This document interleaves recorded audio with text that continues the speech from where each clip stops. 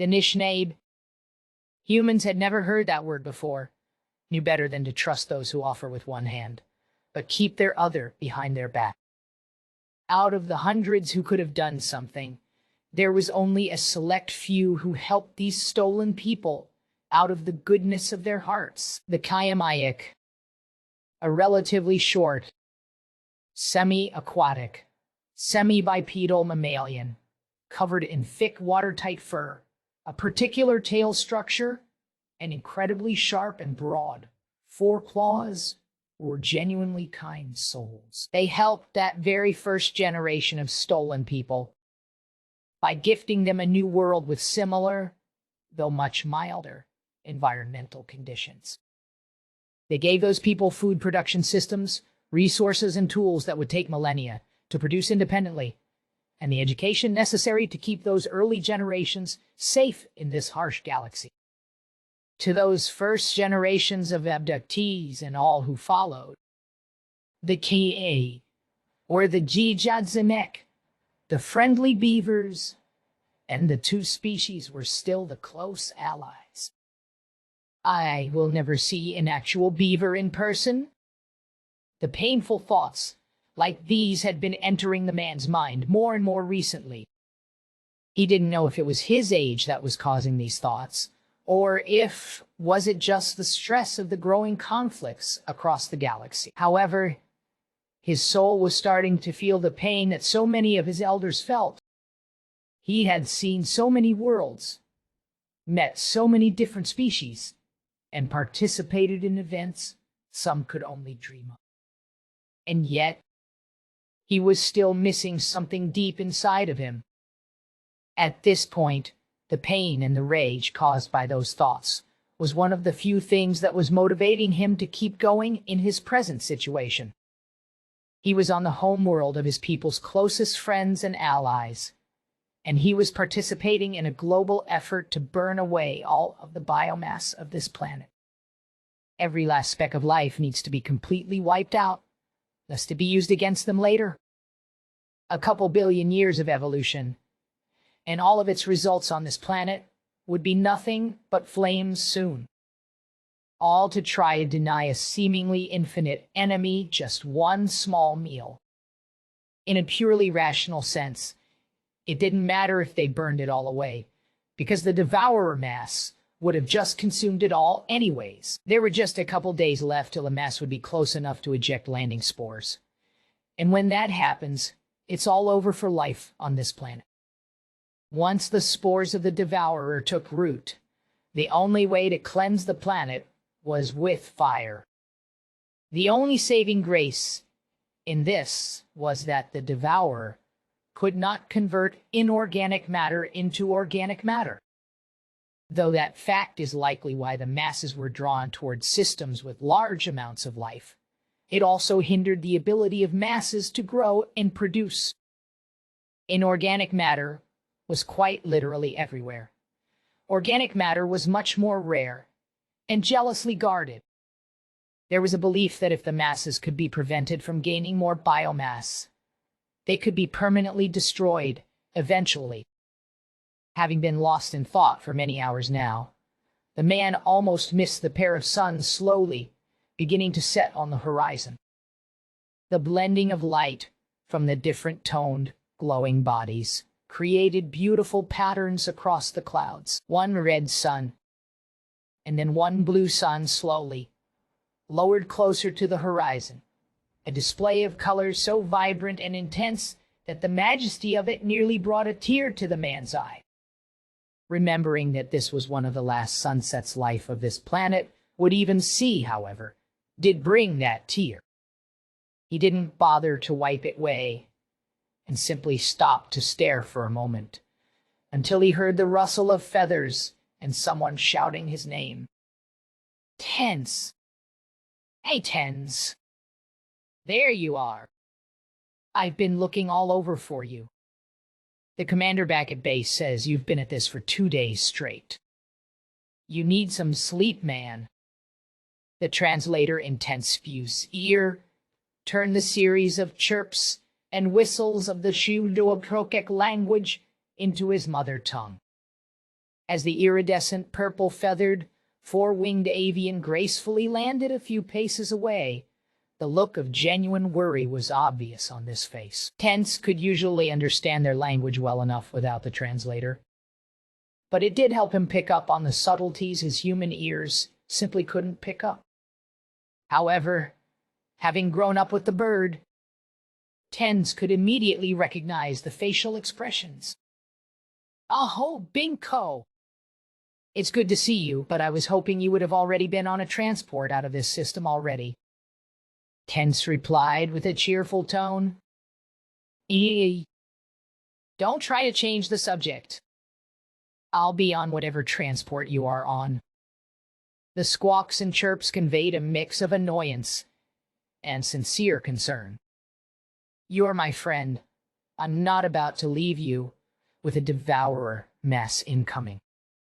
I was worried you had collapsed from exhaustion and would be left behind.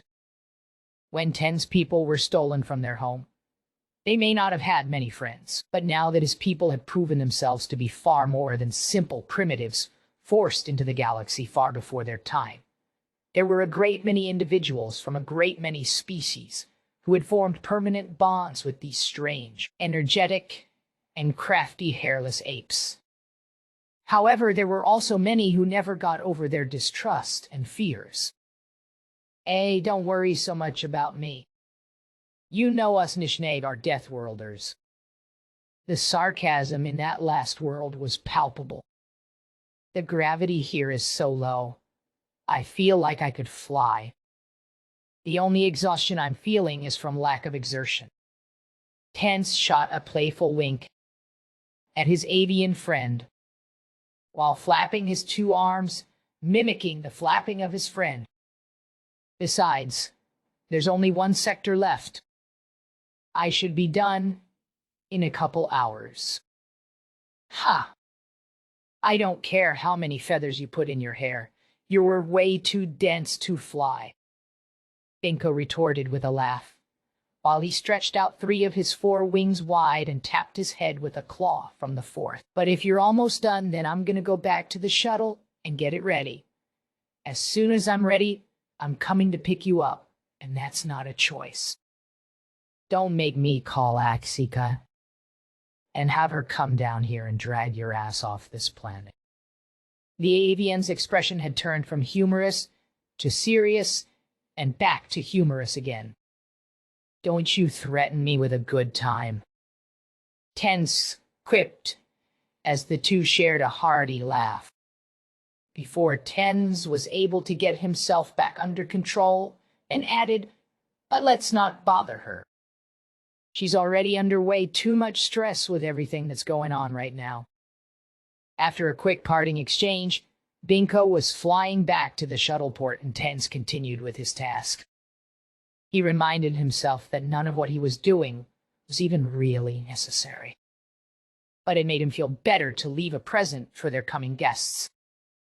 The spirits of this planet and all of the life it has mothered will be avenged, even if that means all would be consumed in flames. All he could do now was continue with his futile task and pray to the spirits of his true home, the world that he had never known, in hopes of a miracle. With both suns now fully set and the stars now visible, Tens wondered if he could see the star that had birthed his species. Even if he couldn't, the night sky was truly beautiful this evening. He said a silent prayer for his friends and the loss they would soon feel.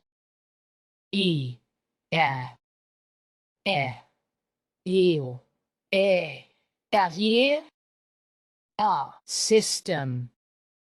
Two stars of similar size, but slightly different colors orbiting each other.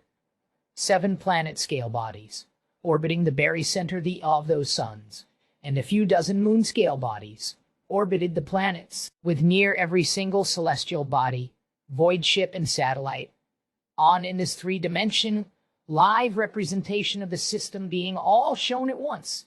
It would be easy for anyone to get lost in it all. The mass of symbols surrounding one particular body began to thin as those symbols started to move away from the planet and disappear off the sensors.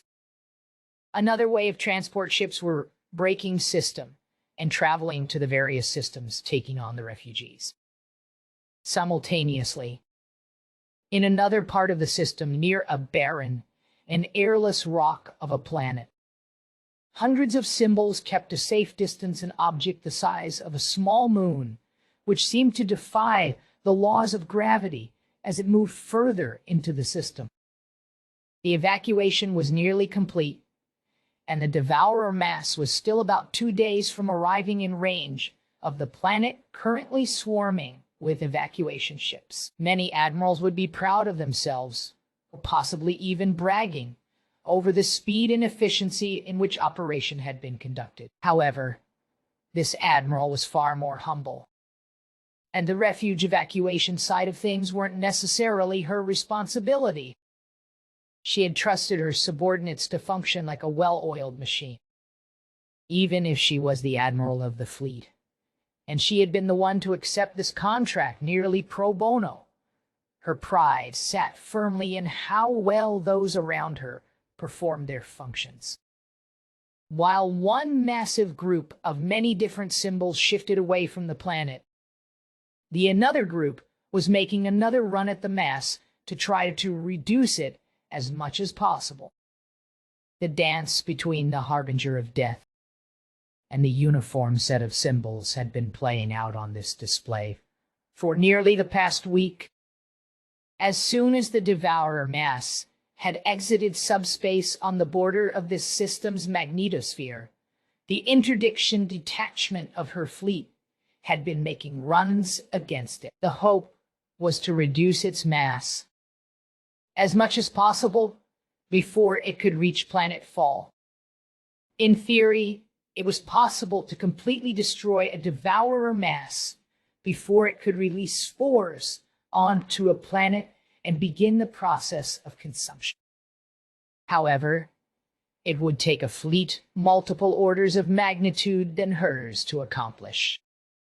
Despite days of vicious attacks with nearly the whole diversity of mercenaries' fleet's armament, the mass had been reduced by less than 5%. It is the size of a small moon, after all. Produced its own plasma magnetosphere, akin to high-grade energy shielding, and covered in an organic crystalline chitin that required concentrated fire to penetrate. 5% mass loss should have been something else to boast about. This admiral, however, didn't need another notch on her staff, or deeply indebted people to sing praises to all they met.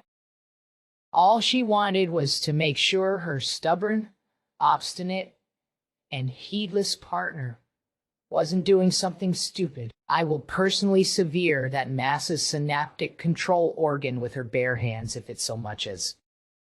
She didn't dare finish that thought. That man is going to be the death of me. Without even thinking, she let out a sigh. Excuse me, ma'am? The question from just within her peripheral vision, though she couldn't remember how long the being had been standing there. Report, she said, without turning her head to look at whoever had just addressed her. Yes, Admiral. The final group of refugees is boarding the evacuation shuttles now. The only sentients not currently qued to get on our shuttles are those who have their own shuttles. Estimated time to full evacuation operation completion within 2 hours. The relatively small insect gave its report in a clear, yet obviously synthesized voice. All of the Tomian subspecies, of which this being was a Skiatomian, were classified as a hive mind species because they could directly communicate between individuals through a poorly understood form of quantum entanglement. Despite this, each individual was unique, and it wasn't unheard of for a single Tomian to be seen plying the stars with a sense of wanderlust.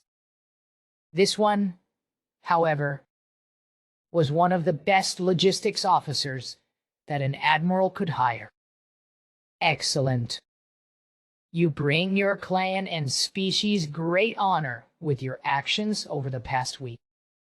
The admiral looked away for the holographic display towards Insection and gave the being an earnest nod of approval, though the compliment didn't take into consideration that the Skiatomian have neither a clan system nor a particularly strong distinction between them and other species.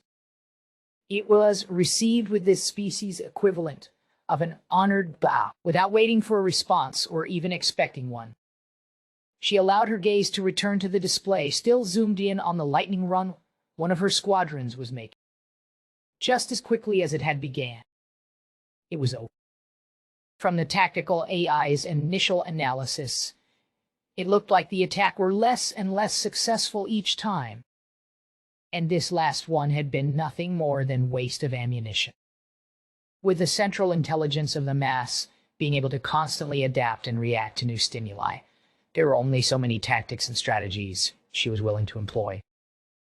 The exact limits of the Devourer intelligence was not quite known. There were certain contingency plans that could do some serious damage now, but the long-term consequences were a mystery. Noticing a slight movement out of the corner of her eye, she looked over slightly and realized the bug still there. Letting the rest of her head rotate towards the Tomian, and her crimson eyes rest on the being's face. Was there something else, Commander? The Admiral's tone wasn't intended to be harsh, but her massive size and booming voice was not well equipped to impart that intent. I do have a corvette on station with a specialized search and rescue team in case there were any.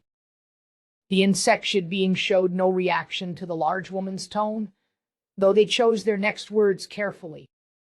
Stubborn individuals who not know when the time to evacuate has come.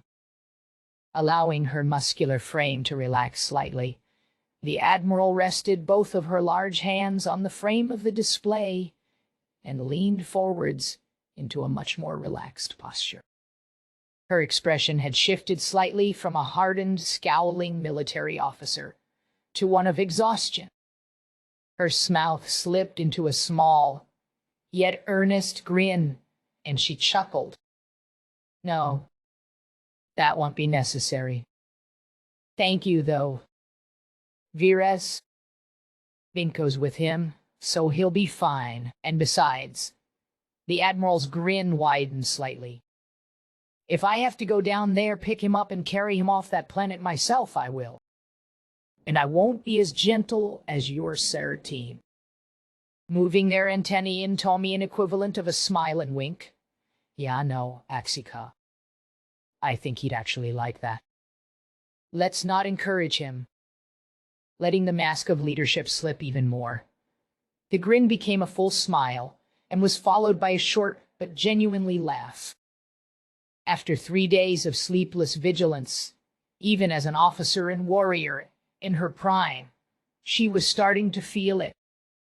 Standing up to her full, nearly 240 cm height, and wiping her face with her hands to try to scrape away the weight of worries, she let out a sigh. Looking back to her friend, she couldn't wait to get back to station so they could relax. 2 hours till your convoy is jumped out of system. It may even be a bit faster. It's only the last few stragglers and military personnel who had to maintain their posts until the last civilians had left. But 2 hours just to be safe. Giving one last quick smile at her friend, the Admiral slowly moved her hands wide apart to give her friend time to brace themselves. With a sound like thunder, the giant blue hand clapped together to get the attention of all of the crew on the command deck and to signal the ship AI that it was about to receive orders. With a voice just as thunderous as the clap, the Admiral Axika addressed her command staff. Evac should be out of system in 2 hours. Shift to defense pattern 23. Retalk and enact clean-up protocols. I want every ascended being out of system